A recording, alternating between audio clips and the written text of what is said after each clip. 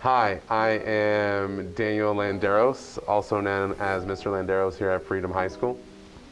I've been teaching at Freedom for 6 years. I've been teaching altogether for 14, but I spent the last 6 years being a wonderful Freedom Falcon. There are a lot of memorable moments for me.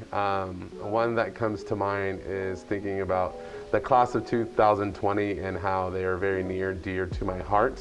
Unfortunately, they didn't get a formal graduation, and having some of the students just come back to school after the fact, once they've graduated high school, and just saying hi and letting me know what they've been doing with the last few months of their lives. I love English because I love literature, and so I love reading. For some of the students that are in my class, they know we would go over books, of course, because it's English, but going in depth on some of those things and not just talking about things like a chronological order, but talk about like reasoning and why we as people do the things we do. And so that's why I really like being an English teacher.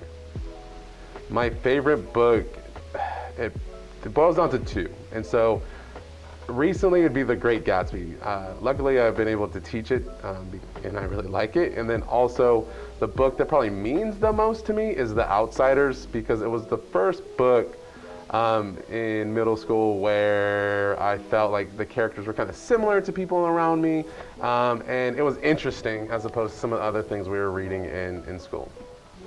I decided to start teaching selfishly because I like how students kind of keep me young in our conversations. And obviously there are all the people that talk about it's nice having certain days off, but as an adult and working with children, I felt it was also important to, once I had my own children, be able to maximize my time with them and being off at like 3 o'clock and getting to enjoy a lot of free time together.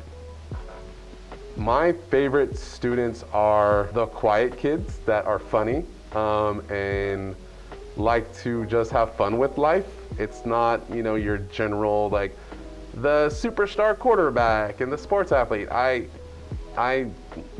don't know, even though I wasn't a quiet kid growing up, I kind of lean towards like the quiet kids that are just kind of funny as my quote unquote favorite students. If I had to change one thing about Freedom, it would be figuring out a way to develop more school spirit.